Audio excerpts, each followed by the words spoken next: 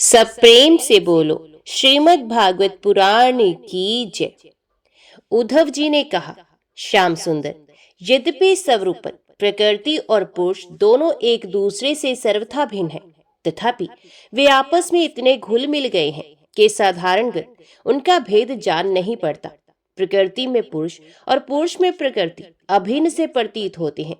इनकी भिन्नता स्पष्ट कैसे हो? कमल नयन श्री कृष्ण, मेरे हृदय में इनकी भिन्नता और अभिन्नता को लेकर बहुत बड़ा संदेह है। आप तो सर्वज्ञ हैं, अपनी युक्ति युक्त वाणी से मेरे संदेह का निवारण कीजिए। भगवान, आपकी ही कृपा से जीवों को ज्ञान होता है और आपकी माया शक्ति से ही उनके ज्ञान का नाश होता है। अपनी आत्म स्वरूपनी माया की विचित्र गति आप ही जानते हैं और कोई नहीं जानता। अतएव आप ही मेरा संदेह मिटाने में समर्थ हैं। भगवान श्री कृष्ण ने कहा, उद्धव जी, प्रकृति और पुरुष, शरीर और आत्मा, इन दोनों में अत्यंत भेद है। इस प्राकृतिक जगत में जन्म मरण एवं वृद्धि ह्रास आदि विकार लगे ही रहते हैं। इसका कारण ये है कि ये गुणों के शोभ से ही बना है। प्रिय मित्र, मेरी माया त्रिगुणात्मिक है। वही अपने सत्व रज आदि गुणों से अनेकों प्रकार की भेद वृत्तियां पैदा कर देती है। यद्यपि इसका विस्तार असीम है, फिर भी इस विकारात्मक सृष्टि को तीन भागों में बांट सकते हैं। वे तीन भाग हैं: अध्यात्म, अधिदेव और अधिभूत। उदाहरणार्थ, नेत्रेंद्रिय अध्यात्म है, उसका विषय रूप अधिभूत है, और नेत्र गोलोक में स्थित सूर्य देवता का अंश अधिदेव है। ये तीनों परस्पर एक दूसरे के आश्रय से सिद्ध होते हैं और इसलिए अध्यात्म, अधिदेव और अधिभूत ये तीनों ही परस्पर सापेक्ष हैं। परंतु आकाश में स्थित सूर्य मंडल इन तीनों की अपेक्षा से मुक्त है, क्योंकि वे स्वयं सिद्ध है। इसी प्रकार आत्मा भी उपर्युक्त तीनों भेदों का मूल कारण, उनका साक्षी और उनसे परे है। वही अपने स्वयं सिद्ध प्रकाश से समस्त सिद्ध पदार्थों की मूल सिद्धि है। उसी के द्वारा सबका प्रकाश होता है। जिस प्रकार चक्षु के तीन भेद बताए गए, उसी प्रकार त्वचा, श्रोत, जिह्वा, नासिका और चित्त आदि के भी तीन तीन भेद हैं। प्रकृति से महतत्व बनता है और महतत्व से अहंकार। इस प्रकार ये अहंकार गुणों के शोभ से उत्पन्न हुआ प्रकृति का ही एक विकार है। अहंकार के तीन भेद हैं: सात्विक, तापस और राजस। ये अहंकार ही अज्ञान और सृष्टि की विविधता का मूल कारण है। आत्मा ज्ञान स्वरूप है। इसका इन पदार्थों से ना तो कोई संबंध है और ना उसमें कोई विवाद की ही बात है। अस्तित्व नासित है नहीं। सगुण निर्गुण, भाव अभाव, सत्य मिथ्या आदि रूप से जितने भी वाद विवाद है, सबका मूल कारण भेद दृष्टि ही है। इसमें संदेह नहीं कि इस विवाद का कोई प्रयोजन नहीं है, ये सर्वथा व्यर्थ है। तथापि जो लोग मुझसे अपने वास्तविक स्वरूप से विमुख हैं, वे इस विवाद से मुक्त नहीं हो सकते। उद्धव जी ने पूछा, हे भगवान, आपसे विमुख जीव अपने किए हुए पुण्य पापों के फलस्वरूप ऊंची नीची योनियों में आते जाते रहते हैं। अब प्रश्न ये है कि व्यापक आत्मा का एक शरीर से दूसरे शरीर में जाना, अकर्ता का कर्म करना और नित्य वस्तु का जन्म मरण कैसे संभव है? गोविंद, जो लोग आत्मज्ञान से रहित हैं, ये तो इस विषय को ठीक ठीक सोच भी नहीं सकते, और इस विषय के विद्वान संसार में प्राय मिलते नहीं, क्योंकि सभी लोग आपकी माया की भूल भलैया में पड़े हुए हैं। इसलिए आप ही कृपा करके मुझे इसका रहस्य समझाइए। भगवान श्री कृष्ण ने कहा, प्रिय उद्धव, मनुष्यों का मन कर्म संस्कारों का पुंज है। उन संस्कारों के अनुसार भोग प्राप्त करने के लिए उसके साथ 5 इंद्रियां भी लगी हुई हैं। इसी का नाम है लिंग शरीर। वही कर्मों के अनुसार एक शरीर से दूसरे शरीर में, एक लोक से दूसरे लोक में आता जाता रहता है। आत्मा इस लिंग शरीर से सर्वथा पृथक है, उसका आना जाना नहीं होता। परंतु जब वे अपने को लिंग शरीर ही समझ बैठता है, उसी में अहंकार कर लेता है, तब उसे भी अपना आना जाना प्रतीत होने लगता है। मन कर्मों के अधीन है। वे देखे हुए या सुने हुए विषयों का चिंतन करने लगता है और क्षण भर में ही उनमें तदाकार हो जाता है तथा उन्हीं पूर्व चिंतित विषयों में लीन हो जाता है। धीरे धीरे उसकी स्मृति, पूर्वापर का अनुसंधान भी नष्ट हो जाता है। उन देवादि शरीरों में इसका इतना अभिनिवेश, इतनी तल्लीनता हो जाती है कि जीव को अपने पूर्व शरीर का स्मरण भी नहीं रहता। किसी भी कारण से शरीर को सर्वथा भूल जाना ही मृत्यु है। उदार उद्धव, जब ये जीव किसी भी शरीर को अभेद भाव से मैं के रूप में स्वीकार कर लेता है, तब उसे ही जन्म कहते हैं। ठीक वैसे ही जैसे स्वप्न कालीन और मनोरथ कालीन शरीर में अभिमान करना ही स्वप्न और मनोरथ कहा जाता है, ये वर्तमान देह में स्थित जीव जैसे पूर्व देह का स्मरण नहीं करता, वैसे ही स्वप्न या मनोरथ में स्थित जीव भी पहले के स्वप्न और मनोरथ को स्मरण नहीं करता। प्रत्युत उस वर्तमान स्वप्न और मनोरथ में पूर्व सिद्ध होने पर भी अपने को नवीन सा ही समझता है। इंद्रियों के आश्रय मन या शरीर की सृष्टि से आत्म वस्तु में ये उत्तम, मध्यम और अधम की त्रिविधता भासती है। उसमें अभिमान करने से ही आत्मा बाह्य और अभ्यंतर भेदों का हेतु मालूम पड़ने लगता है। उसे दुष्ट पुत्र को उत्पन्न करने वाला पिता पुत्र के शत्रु मित्र आदि के लिए भेद का हेतु हो जाता है। प्यारे उद्धव, काल की गति सूक्ष्म है, उसे साधारणगत देखा नहीं जा सकता। उसके द्वारा प्रतिक्षण ही शरीरों की उत्पत्ति और नाश होते रहते हैं। सूक्ष्म होने के कारण ही प्रतिक्षण होने वाले जन्म मरण नहीं दिख पड़ते। जैसे काल के प्रभाव से दिए की लो, नदियों के प्रवाह अथवा वृक्ष के फलों की विशेष विशेष अवस्थाएं बदलती रहती हैं, वैसे ही समस्त प्राणियों के शरीरों की आयु, अवस्था आदि भी बदलती है। जैसे ये उन्हीं ज्योतियों का ही वही दीपक है, प्रवाह का ये वही जल है, ऐसा समझना और कहना मिथ्या है। वैसे ही विषय चिंतन में व्यर्थ आयु बिताने वाले अविवेकी पुरुषों का ऐसा कहना और समझना कि वे यही पुरुष है, सर्वथा मिथ्या है।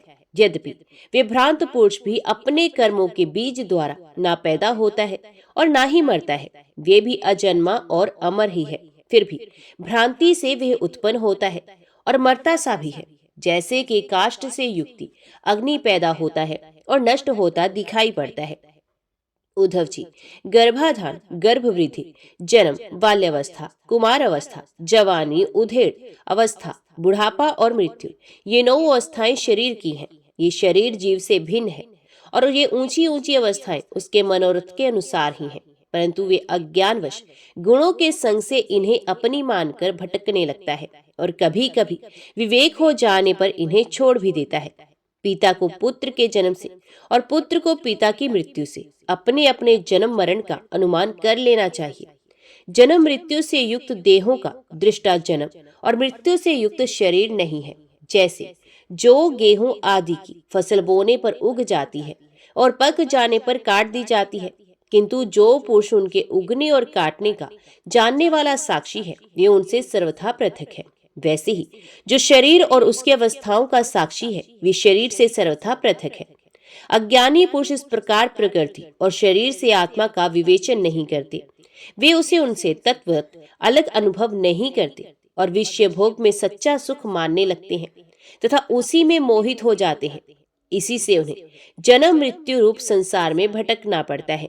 जब अविवेकी जीव अपने कर्मों के अनुसार जन्म मृत्यु के चक्कर में भटकने लगता है, तब सात्विक कर्मों की आसक्ति से वे ऋषिलोक और देवलोक में, राजसिक कर्मों की आसक्ति से मनुष्य और असुर योनियों में तथा तामसिक कर्मों की आसक्ति से भूत प्रेत एवं पशु पक्षी आदि योनियों में जाता है।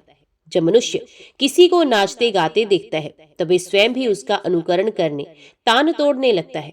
वैसे ही जब जीव बुद्धि के गुणों को देखता है, तब स्वयं निष्क्रिय होने पर भी उसका अनुकरण करने के लिए बाध्य हो जाता है।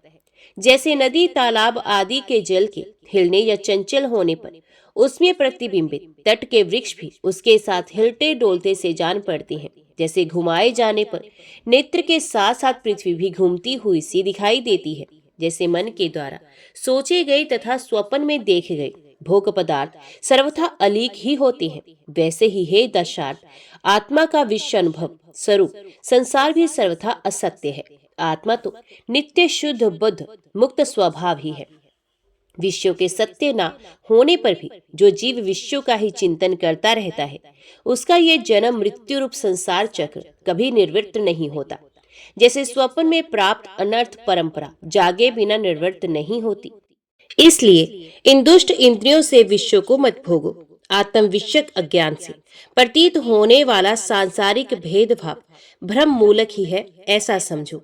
असाधु पुरुष गर्दन पकड़कर बाहर निकाल दे, वाणी द्वारा अपमान करे, उपहास करे, निंदा करे, मारे पीटे, बांधे, आजीविका छीन ले, ऊपर थूक दे, मूत दे अथवा तरह तरह से विचलित करे, निष्ठा से डिगाने की चेष्टा करे, उसके किसी भी उपद्रव से शुद्ध नहीं होना चाहिए, क्योंकि जो बेचारे अज्ञानी हैं उन्हें परमार्थ का तो पता ही नहीं। अतः जो अपने कल्याण का इच्छुक है उसे सभी कठिनाइयों से अपनी विवेक बुद्धि द्वारा ही, किसी बाहरी साधन से नहीं, अपने को बचा लेना चाहिए। वस्तुत आत्म दृष्टि ही समस्त विपत्तियों से बचने का एकमात्र साधन है। उद्धव जी ने कहा, भगवान आप समस्त वक्ताओं के शिरोमणि हैं। मैं इस दुर्जनों से किए गए तिरस्कार को अपने मन में अत्यंत असहनीय समझता हूँ।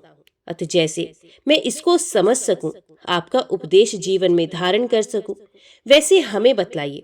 विश्वात्मन जो आपके भागवत धर्म के आचरण में प्रेम पूर्वक संलग्न है, जिन्होंने आपके चरण कमलों का ही आश्रय ले लिया है, उन शांत पुरुषों के अतिरिक्त बड़े बड़े विद्वानों के लिए भी दुष्टों के द्वारा किया हुआ तिरस्कार सह लेना अत्यंत कठिन है, क्योंकि प्रकृति अत्यंत बलवती है।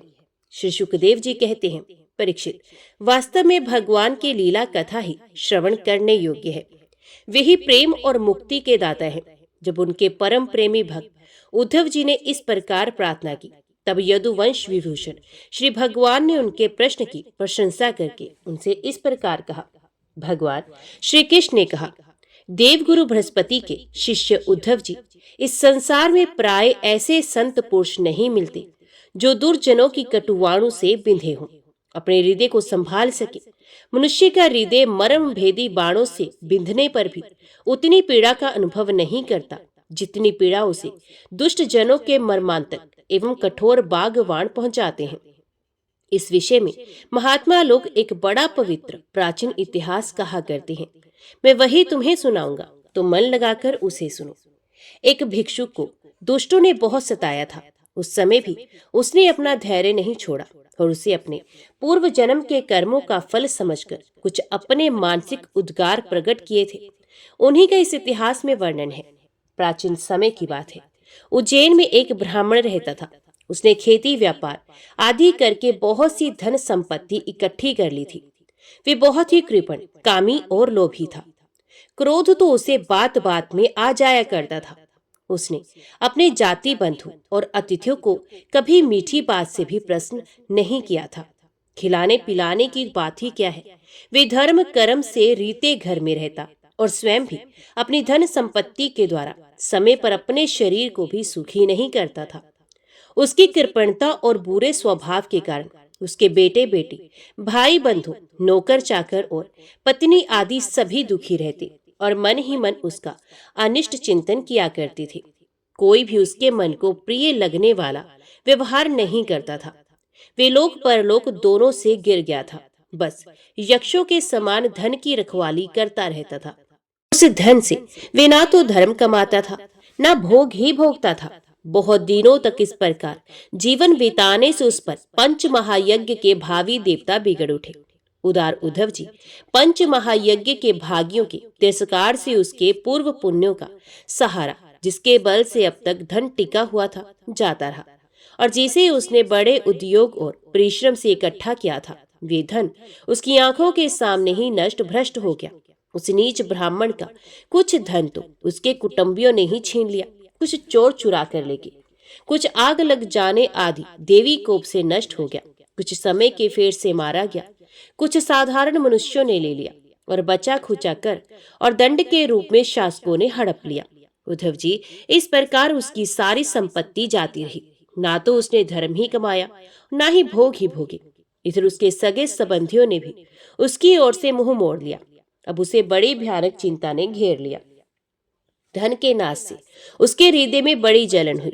उसका मन खेद से भर गया, आंसुओं के कारण गला रुंध गया। परंतु इस तरह चिंता करते करते ही उसके मन में संसार के प्रति महान दुख बुद्धि और उत्कट वैराग्य का उदय हो गया। अब वह ब्राह्मण मन ही मन कहने लगा, हाय हाय, बड़े खेद की बात है, मैंने इतने दिनों तक अपने को व्यर्थ इस प्रकार सताया। जिस धन के लिए मैंने सरतोड़ परिश्रम किया, वे ना तो धर्म कर्म में लगा और ना मेरे सुख भोग के ही काम आया। प्राय देखा जाता है कि कृपण पुरुषों को धन से कभी सुख नहीं मिलता। इस लोक में तो वे धन कमाने और रक्षा की चिंता से जलते रहते हैं और मरने पर धर्म ना करने के कारण नरक में जाते हैं। जैसे थोड़ा सा भी कोण सर्वांग सुंदर स्वरूप को बिगाड़ देता है, वैसे ही तनिक सा भी लोभ यशस्वियों के शुद्ध यश और गुणियों के प्रशंसनीय गुणों पर पानी फेर देता है। धन कमाने में, कमा लेने पर, उसको बढ़ाने, रखने एवं खर्च करने में तथा उसके नाश और उपभोग में जहां देखो वहीं निरंतर परिश्रम, भय, चिंता और भ्रम का ही सामना करना पड़ता है। चोरी, हिंसा, झूठ बोलना, दंभ, काम, क्रोध, गर्व, अहंकार, भेद बुद्धि, वैर, अविश्वास, स्पर्धा, लंपटता, जुआ और शराब, ये 15 अनर्थ मनुष्यों में धन के कारण ही माने गए हैं। इसलिए कल्याणकामी पुरुष को चाहिए कि स्वार्थ एवं परमार्थ के विरोधी अर्थ नामधारी अनर्थ को दूर से छोड़ दे। भाई बंधु, स्त्री पुत्र, माता पिता, सगे संबंधी जो स्नेह बंधन से बंधकर बिल्कुल एक हुए रहते हैं, सबके सब कौड़ी के कारण इतने फट जाते हैं कि तुरंत ही एक दूसरे के शत्रु बन जाते हैं। ये लोग थोड़े से धन के लिए भी क्षुब्ध और क्रुद्ध हो जाते हैं। बात की बात में सौहार्द संबंध छोड़ देते हैं, लाग डांट रखने लगते हैं और एकाएक प्राण लेने देने पर उतारू हो जाते हैं। यहाँ तक कि एक दूसरे का सर्वनाश कर डालते हैं। देवताओं के भी प्रार्थनीय मनुष्य जन्म को और उसमें भी श्रेष्ठ ब्राह्मण शरीर प्राप्त करके जो उसका अनादर करते हैं और अपने सच्चे स्वार्थ परमार्थ का नाश करते हैं, वे अशुभ गति को प्राप्त होते हैं। ये मनुष्य शरीर मोक्ष और स्वर्ग का द्वार है। इसको पाकर भी ऐसा कौन बुद्धिमान मनुष्य है जो अनर्थों के धाम धन के चक्कर में फंसा रहे। जो मनुष्य देवता, ऋषि, पितृ, प्राणी, जाति भाई, कुटुंबी और धन के दूसरे भागीदारों को उनका देकर संतुष्ट नहीं रखता और ना स्वयं ही उसका उपभोग करता है, वे यक्ष के समान धन की रखवाली करने वाला कृपण तो अवश्य ही अधोगति को प्राप्त होता है। मैं अपने कर्तव्य से च्युत हो गया हूँ। मैंने परमाद में अपनी आयु, धन और बल पौरुष खो दिए। विवेकी लोग जिन साधनों से मोक्ष तक प्राप्त कर लेते हैं, उन्हीं को मैंने धन इकट्ठा करने की व्यर्थ चेष्टा में खो दिया। अब बुढ़ापे में मैं कौन सा साधन करूंगा? मुझे मालूम नहीं होता कि बड़े बड़े विद्वान भी धन की व्यर्थ तृष्णा से निरंतर क्यों दुखी रहते हैं। हो ना हो, अवश्य ही ये संसार किसी की माया से अत्यंत मोहित हो रहा है। ये मनुष्य शरीर काल के विकराल गाल में पड़ा है।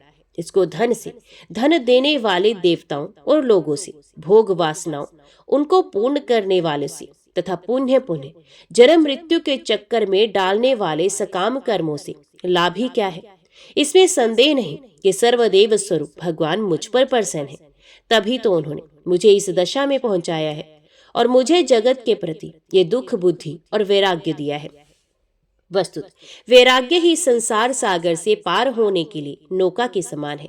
मैं अब ऐसी अवस्था में पहुंच गया हूँ, यदि मेरी आयु शेष हो तो मैं आत्म लाभ में ही संतुष्ट रहकर अपने परमार्थ के संबंध में सावधान हो जाऊंगा और अब जो समय बच गया है उसमें अपने शरीर को तपस्या के द्वारा सुखा डालूंगा। तीनों लोकों के स्वामी देवगण मेरे इस संकल्प का अनुमोदन करें। अभी निराश होने की कोई बात नहीं, क्योंकि राजा खटवांग ने तो 2 घड़ी में ही भगवत धाम की प्राप्ति कर ली थी। भगवान श्री कृष्ण कहते हैं, उद्धव जी, उस उज्जैन निवासी ब्राह्मण ने मन ही मन इस प्रकार निश्चय करके मैं और मेरेपन की गांठ खोल दी। इसके बाद वे शांत होकर मौनी सन्यासी हो गया। अब उसके चित्त में किसी भी स्थान, वस्तु या व्यक्ति के प्रति आसक्ति नहीं रही। उसने अपने मन और इंद्रियों और प्राणों को वश में कर लिया। वे पृथ्वी पर स्वच्छंद रूप से विचरने लगा। वे भिक्षा के लिए नगर और गांव में जाता अवश्य था, परंतु इस प्रकार जाता था कि कोई उसे पहचान नहीं पाता था। उद्धव जी, वे भिक्षु अवधूत बहुत बूढ़ा हो गया था। दुष्ट उसे देखते ही टूट पड़ते और तरह तरह से उसका तिरस्कार करके उसे तंग करते थे। कोई उसका दंड छीन लेता, कोई भिक्षा पात्र ही झटक ले जाता, कोई कमंडलू उठा ले जाता, तो कोई आसन, रुद्राक्ष माला और कंधा भी लेकर भाग जाता। कोई तो उसकी लंगोटी और वस्त्र को ही इधर उधर डाल देता। कोई वे वस्तुएं देकर और कोई दिखला दिखलाकर फिर छीन लेते। जब वह अवधूत मधुकर मांगकर लाता और बाहर नदी तट पर भोजन करने बैठता, तो पापी लोग कभी उसके सर पर मूत देते, कभी थूक देते। वे लोग उस मौनी अवधूत को तरह तरह से बोलने के लिए विवश करते, और जब वे इस पर भी नहीं बोलता तो उसे पीटते। कोई उसे चोर कहकर डांटने डपटने लगता, कोई कहता इसे बांध लो, और फिर उसे रस्सी से बांधने लगते। कोई उसका तिरस्कार करके इस प्रकार ताना कसते कि देखो देखो, अब इस कृपण ने धर्म का ढोंग रचा है। धन संपत्ति जाती रही, स्त्री पुत्रों ने घर से निकाल दिया, तब इसने भीख मांगने का रोजगार लिया। ओहो, देखो तो सही, ये मोटा तगड़ा भिखारी धैर्य में बड़े भारी पर्वत के समान है। ये मौन रहकर अपना काम बनाना चाहता है। सचमुच ये बगलों से भी बढ़कर ढोंगी और दृढ़ निश्चयी है।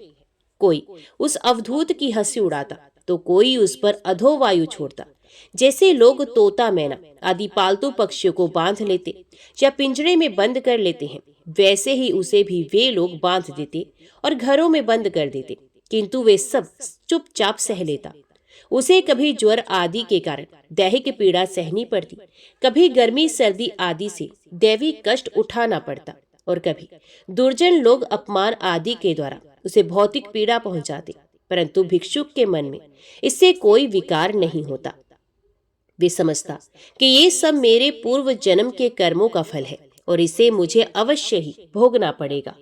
यद्यपि नीच मनुष्य तरह तरह के तिरस्कार करके उसे उसके धर्म से गिराने की चेष्टा किया करते, फिर भी वे बड़ी दृढ़ता से अपने धर्म में स्थिर रहता और सात्विक धैर्य का आश्रय लेकर कभी कभी ऐसे उद्गार प्रकट किया करता। ब्राह्मण कहता, मेरे सुख अथवा दुख का कारण ना ये मनुष्य है, ना देवता, ना शरीर और ना ग्रह, कर्म एवं काल आदि ही हैं। श्रुतियां और महात्म जन मन को ही इसका परम कारण बताते हैं और मन ही इस सारे संसार चक्र को चला रहा है। सचमुच ये मन बहुत बलवान है। इसी ने विषयों, उनके कारण गुणों और उनसे संबंध रखने वाली वृत्तियों की सृष्टि की है। उन वृत्तियों के अनुसार ही सात्विक, राजस और तामस अनेकों प्रकार के कर्म होते हैं, और कर्मों के अनुसार ही जीव की विविध गतियां होती हैं। मन ही समस्त चेष्टाएं करता है। उसके साथ रहने पर भी आत्मा निष्क्रिय ही है। विज्ञान शक्ति प्रधान है, मुझ जीव का सनातन सखा है और अपने अलुप्त ज्ञान से सब कुछ देखता रहता है। मन के द्वारा ही उसकी अभिव्यक्ति होती है।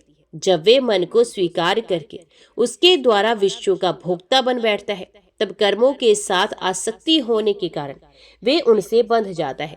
दान, अपने धर्म का पालन, नियम, यम, वेद अध्ययन, सत्कर्म और ब्रह्मचर्य आदि श्रेष्ठ व्रत, इन सब का अंतिम फल यही है कि मन एकाग्र हो जाए और भगवान में लग जाए। मन का समाहित हो जाना ही परम योग है। जिसका मन शांत और समाहित है, उसे दान आदि समस्त सत्कर्मों का फल प्राप्त हो चुका है। अब उनसे कुछ लेना बाकी नहीं। और जिसका मन चंचल है अथवा आलस्य से अभिभूत हो रहा है, उसको इन दान आदि शुभ कर्मों से अब तक कोई लाभ नहीं हुआ। सभी इंद्रियां मन के वश में है, मन किसी भी इंद्रिय के वश में नहीं। ये मन बलवान से भी बलवान अत्यंत भयंकर देव है। जो इसको अपने वश में कर लेता है वही देव इंद्रियों का विजेता है। सचमुच मन बहुत बड़ा शत्रु है। इसका आक्रमण असहनीय है। ये बाहरी शरीर को नहीं, हृदयादि मर्म स्थानों को भी बेधता रहता है।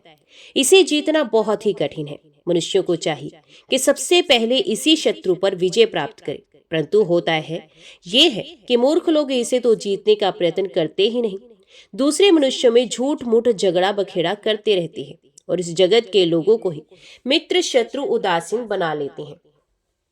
साधारणत मनुष्यों की बुद्धि अंधी हो रही है, तभी तो वे इस मन कल्पित शरीर को मैं और मेरा मान बैठते हैं और फिर इस भ्रम के फंदे में फंस जाते हैं कि ये मैं हूं और ये दूसरा। इसका परिणाम ये होता है कि वे इस अनंत अज्ञान अंधकार में ही भटकते रहते हैं। यदि मान लें कि मनुष्य ही सुख दुख का कारण है, तो भी उनसे आत्मा का क्या संबंध, क्योंकि सुख दुख पहुंचाने वाला भी मिट्टी का शरीर है और भोगने वाला भी। कभी भोजन आदि के समय यदि अपने दांतों से अपनी जीभ कट जाए और उससे पीड़ा होने लगे, तो मनुष्य किस पर क्रोध करेगा। यदि ऐसा मान ले कि देवता ही दुख के कारण है, तो भी इस दुख से आत्मा की क्या हानि, क्योंकि यदि दुख के कारण देवता है तो इंद्र अभिमानी देवताओं के रूप में उनके भोक्ता भी तो वे ही हैं। और देवता सभी शरीरों में है। जो देवता एक शरीर में है वही दूसरे में भी, ऐसी दशा में यदि अपने ही शरीर से किसी एक अंग से दूसरे अंग को चोट लग जाए तो भला किस पर क्रोध किया जाएगा? यदि ऐसा माने कि आत्मा ही सुख दुख का कारण है तो वह अपना आप ही है, कोई दूसरा नहीं, क्योंकि आत्मा से भिन्न कुछ और है ही नहीं। यदि दूसरा कुछ प्रतीत होता है तो वे मिथ्या है। इसलिए न सुख है न दुख, न फिर क्रोध कैसा। क्रोध का निमित्त ही क्या? यदि ग्रहों को सुख दुख का निमित्त माने तो उनसे भी अजन्मा आत्मा की क्या हानि। उनका प्रभाव भी जन्म मृत्युशील शरीर पर ही होता है। ग्रहों की पीड़ा तो उनका प्रभाव ग्रहण करने वाले शरीर को ही होती है, और आत्मा उन ग्रहों और शरीरों से सर्वथा परे है। तब भला वे किस पर क्रोध करे? यदि कर्मों को ही सुख दुख का कारण माने तो उनसे आत्मा का क्या प्रयोजन, क्योंकि वे तो एक पदार्थ के जड़ और चेतन उभय रूप होने पर ही तो हो सकते हैं।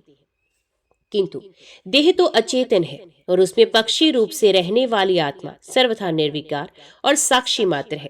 इस प्रकार कर्मों का तो कोई आधार ही सिद्ध नहीं होता, फिर क्रोध किस पर करे? यदि ऐसा माने कि काल ही सुख दुख का कारण है तो आत्मा पर उसका क्या प्रभाव, क्योंकि काल तो आत्म स्वरूप ही है। जैसे आग आग को नहीं जला सकती और बर्फ बर्फ को नहीं गला सकता, वैसे ही आत्म स्वरूप काल अपनी आत्मा को ही सुख दुख नहीं पहुंचा सकता, फिर किस पर क्रोध किया जाए? आत्मा शीत उष्ण सुख दुख आदि द्वंद्वों से सर्वथा अतीत है। आत्मा प्रकृति के स्वरूप धर्म कार्य लेश संबंध और गंध से भी रहित है। उसे कभी कहीं किसी के द्वारा किसी भी प्रकार से द्वंद्व का स्पर्श ही नहीं होता। वे तो जन्म मृत्यु के चक्र में भटकने वाले अहंकार को ही होता है। जो इस बात को जान लेता है यह फिर किसी भी भय के निमित्त से भयभीत नहीं होता। बड़े बड़े प्राचीन ऋषि मुनियों ने इस परमात्म निष्ठा का आश्रय ग्रहण किया है। मैं भी इसी का आश्रय ग्रहण करूंगा और मुक्ति तथा प्रेम के दाता भगवान के चरण कमलों की सेवा के द्वारा ही इस दुरंत अज्ञान सागर को अनायास ही पार कर जाऊंगा। भगवान श्री कृष्ण कहते हैं, उद्धव जी, उस ब्राह्मण का दान क्या नष्ट हुआ? उसका सारा कलेश ही दूर हो गया। अब वह संसार से विरक्त हो गया था और संन्यास लेकर पृथ्वी में स्वच्छंद विचर रहा था। यद्यपि दुष्टों ने उसे बहुत सताया, फिर भी वे अपने धर्म में अटल रहा, तनिक भी विचलित नहीं हुआ। उस समय वे मौनी अवधूत मन ही मन इस प्रकार का गीत गाया करता था, उद्धव जी, इस संसार में मनुष्य का कोई दूसरा सुख या दुख नहीं देता, ये तो उसके चित्त का भ्रम मात्र है। ये सारा संसार और इसके भीतर मित्र उदासीन और शत्रु के भेद अज्ञान कल्पित है। इसलिए प्यारे उद्धव, अपनी वृत्तियों को मुझ में तन्मय कर दो और इस प्रकार अपनी सारी शक्ति लगाकर मन को वश में कर लो और फिर मुझ में ही नित्य युक्त होकर स्थित हो जाओ। बस सारे योग साधन का इतना ही सार संग्रह है। ये भिक्षुक का गीत किया है मूर्तिमान ब्रह्म ज्ञान निष्ठा ही है। जो पुरुष एकाग्रचित से इसे सुनता सुनाता और धारण करता है, ये कभी सुख दुख आदि द्वंद्वों के वश में नहीं होता। उनके बीच में भी वे सिंह के समान दहाड़ता रहता है। प्यारे उद्धव, अब मैं तुम्हें सांख्य शास्त्र का निर्णय सुनाता हूँ। प्राचीन काल के बड़े बड़े ऋषि मुनि ने इसका निश्चय किया है। जब जीव इसे भलीभांति समझ लेता है तो वे भेद बुद्धि मूलक सुख दुखादि रूप भ्रम का तत्काल त्याग कर देता है। युगों से पूर्व परले काल में, आदि सत्य युग में, और जब कभी मनुष्य विवेक निपुण होते हैं, इन सभी अवस्थाओं में ये संपूर्ण दृश्य और दृष्टा जगत और जीव विकल्प शून्य किसी प्रकार के भेदभाव से रहित केवल भ्रम ही होते हैं। इसमें संदेह नहीं कि ब्रह्म में किसी प्रकार का विकल्प नहीं, वे केवल अद्वितीय सत्य है। मन और वाणी की उसमें गति नहीं है। वे ब्रह्म ही माया और उसमें प्रतिबिंबित जीव के रूप में दृश्य और दृष्टा के रूप में दो भागों में विभक्त सा हो गया है। उनमें से एक वस्तु को प्रकृति कहते हैं, उसी ने जगत में कार्य और कारण का रूप धारण किया है। दूसरी वस्तु को, जो ज्ञान स्वरूप है, पुरुष कहते हैं। उद्धव जी, मैंने ही जीवों के शुभ अशुभ कर्मों के अनुसार प्रकृति को शुद्ध किया, तब उसे सत्व रज और तम ये तीन गुण प्रकट हुए। उनसे क्रिया शक्ति प्रधान सूत्र और ज्ञान शक्ति प्रधान महतत्व प्रकट हुए। ये दोनों परस्पर मिले हुए हैं। महतत्व में विकार होने पर अहंकार व्यक्त है। ये अहंकार ही जीवों को मोह में डालने वाला है। ये तीन प्रकार का है, सात्विक, राजस और तामस। अहंकार पंच तन्मात्रा, इंद्रिय और मन का कारण है, इसलिए वे जड़ चेतन उभयात्मक है। तामस अहंकार से पंच तन्मात्राएं हैं और उनसे 5 भूतों की उत्पत्ति हुई, तथा राजस अहंकार से इंद्रियों और सात्विक अहंकार से इंद्रियों के अधिष्ठाता 11 देवता प्रकट हुए। ये सभी पदार्थ मेरी प्रेरणा से एकत्रित होकर परस्पर मिल गए और इन्होंने ये ब्रह्मांड रूप अंड उत्पन्न किया। ये अंड जल में स्थित हो गया। तब मैं नारायण रूप से इसमें विराजमान हो गया। मेरी नाभि से विश्व कमल की उत्पत्ति हुई। उसी पर ब्रह्मा का आविर्भाव हुआ। विश्व सृष्टि के अंतकरण ब्रह्मा ने पहले बहुत बड़ी तपस्या की। उसके बाद मेरा कृपा प्रसाद प्राप्त करके रजोगुण के द्वारा भू भू स्वः अर्थात पृथ्वी, अंतरिक्ष और स्वर्ग, इन 3 लोकों की और इनके लोकपालों की रचना की। देवताओं के निवास के लिए स्वरलोक, भूत प्रेत आदि के लिए भूवरलोक और मनुष्य आदि के लिए भूलोक का निश्चय किया गया। इन तीनों लोकों से ऊपर महरलोक, तपोलोक आदि सिद्धों के निवास स्थान हुए। सृष्टि कार्य में समर्थ ब्रह्मा जी ने असुर और नागों के लिए पृथ्वी के नीचे अतल वितल सुतल आदि 7 पाताल बनाए। इन्हीं तीनों लोकों में त्रिगुणात्मक कर्मों के अनुसार विविध गतियां प्राप्त होती हैं। योग, तपस्या और संन्यास के द्वारा महरलोक, जललोक, तपलोक, सत्यलोक उत्तम गति प्राप्त होती है तथा भक्ति योग से मेरा परम धाम मिलता है। ये सारा जगत कर्म और उनके संस्कारों से युक्त है। मैं ही काल रूप से कर्मों के अनुसार उनके फल का विधान करता हूँ। इस गुण प्रवाह में पड़कर जीव कभी डूब जाता है और कभी ऊपर आ जाता है। कभी उसकी अधोगति होती है तो कभी उसे पुण्यवश उच्च गति प्राप्त होती है। जगत में छोटे बड़े मोटे पतले जितने भी पदार्थ बनते हैं सब प्रकृति और पुरुष दोनों के संयोग से ही सिद्ध होते हैं। जिसके आदि और अंत में जो है वही बीच में भी है और वही सत्य है। विकार तो केवल व्यवहार के लिए भी कल्पना मात्र है। जैसे कंगन कुंडल आदि सोने के विकार और घड़े सकोरे आदि मिट्टी के विकार पहले सोना या मिट्टी ही थे, बाद में भी सोना या मिट्टी ही रहेंगे, अत बीच में भी वे सोना या मिट्टी ही हैं। पूर्ववर्ती कारण जिस परम कारण को उपादान बनाकर अपर कार्य वर्ग की सृष्टि करते हैं वही उनकी अपेक्षा भी परम सत्य है। तात्पर्य ये है कि जब जो जिस किसी भी कार्य के आदि और अंत में विद्यमान रहता है वही सत्य है। इस प्रपंच का उपादान कारण प्रकृति है, परमात्मा अधिष्ठान है और इसको प्रकट करने वाला काल है। व्यवहार काल की ये त्रिविधता वस्तुत ब्रह्म स्वरूप है और मैं वही शुद्ध ब्रह्म हूँ।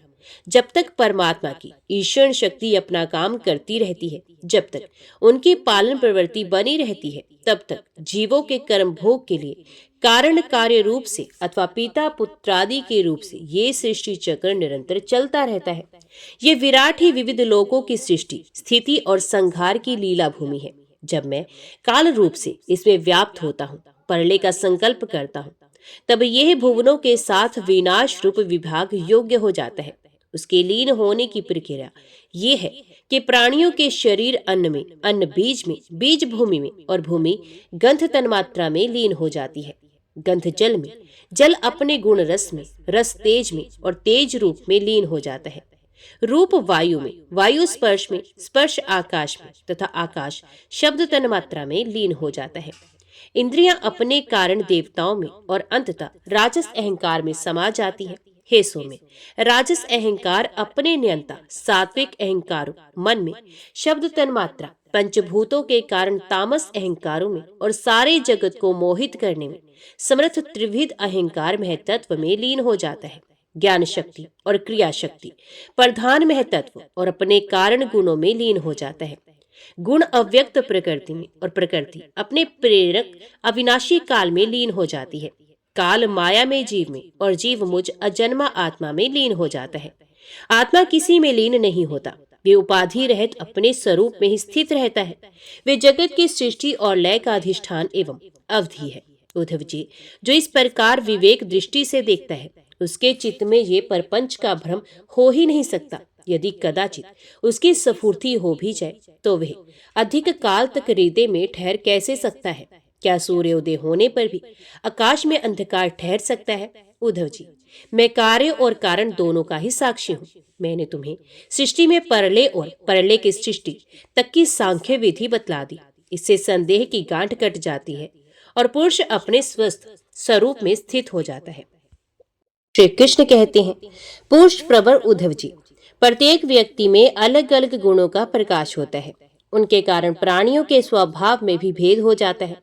अब मैं बतलाता हूँ कि किस गुण से कैसा कैसा स्वभाव बनता है। तुम सावधानी से सुनो।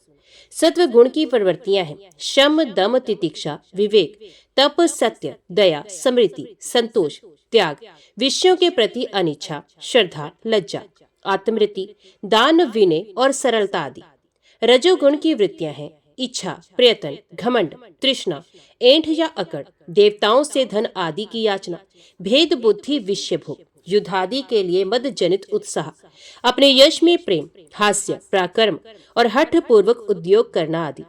तमोगुण की वृत्तियां हैं क्रोध, लोभ, मिथ्या भाषण, हिंसा, याचना, पाखंड, श्रम, कलह, शोक, मोह, विषाद, दीनता, निद्रा, आज्ञा, भय और अकर्मण्यता आदि।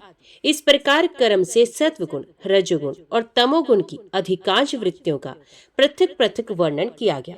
अब उनके मेल से होने वाली वृत्तियों का वर्णन सुनो। उद्धव जी, मैं हूं और ये मेरा है। इस प्रकार की बुद्धि में तीनों गुणों का मिश्रण है। जिन मन, शब्दादि विषय, इंद्रियों और प्राणों के कारण पूर्वोक्त वृत्तियों का उदय होता है, वे सब के सब सात्विक, राजस और तामस है। जब मनुष्य धर्म, अर्थ और काम में संलग्न रहता है, तब उसे सत्व गुण से श्रद्धा, रजोगुण से रति और तमोगुण से धन की प्राप्ति होती है। ये भी गुणों का मिश्रण ही है। जिस समय मनुष्य सकन कर्म, गृहस्थाश्रम और स्वधर्म आचरण में अधिक प्रीति रखता है, उस समय भी उसमें तीनों का गुण का मेल ही समझना चाहिए। मानसिक शांति और जितेंद्रियता आदि गुणों से सत्वगुणी पुरुष की, कामना आदि से रजोगुणी पुरुष की और क्रोध, हिंसा आदि से तमोगुणी पुरुष की पहचान करें।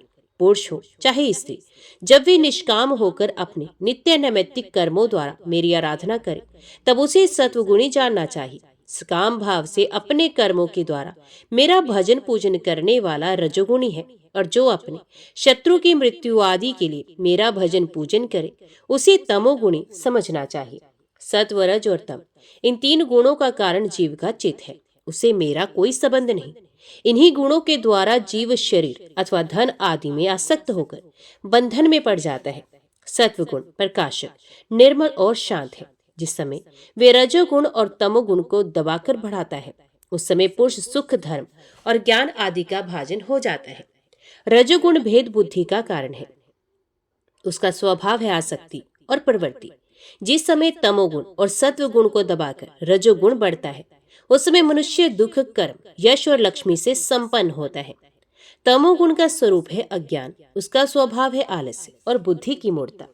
जब वे बढ़कर सत्वगुण और रजोगुण को दबा लेता है, तब प्राणी तरह तरह की आशाएं करता है, शोक मोह में पड़ जाता है, हिंसा करने लगता है अथवा निद्रा आलस्य के वशीभूत होकर पड़ रहता है। जब चित्त प्रसन्न हो, इंद्रिया शांत हो, देह निर्भय हो और मन में आसक्ति ना हो, तब सत्वगुण की वृद्धि समझनी चाहिए। सत्वगुण मेरी प्राप्ति का साधन है। जब काम करते करते जीव की बुद्धि चंचल, ज्ञान इंद्रिया संतुष्ट, कर्म इंद्रिया व्याकार युक्त, मन भ्रांत और शरीर अस्वस्थ हो जाए, तब समझना चाहिए कि रजोगुण जोड़ पकड़ रहा है।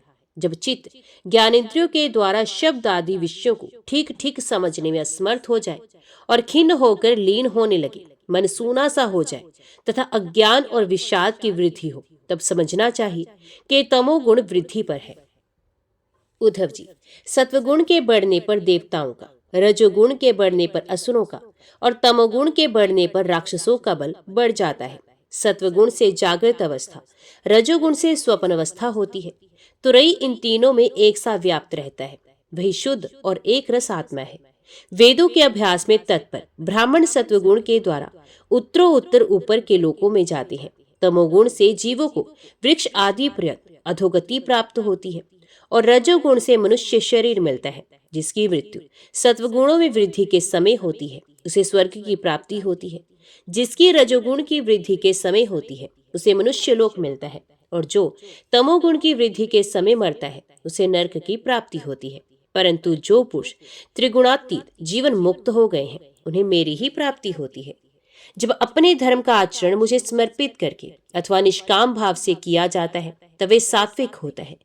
जिस कर्म के अनुष्ठान में किसी फल की कामना रहती है, वे राजसिक होता है, और जिस कर्म में किसी को सताने अथवा दिखाने आदि का भाव रहता है, वे तामसिक होता है। शुद्ध आत्मा का ज्ञान सात्विक है उसको कर्ता भोक्ता समझना राजस ज्ञान है और उसे शरीर समझना तो सर्वथा तामसिक है।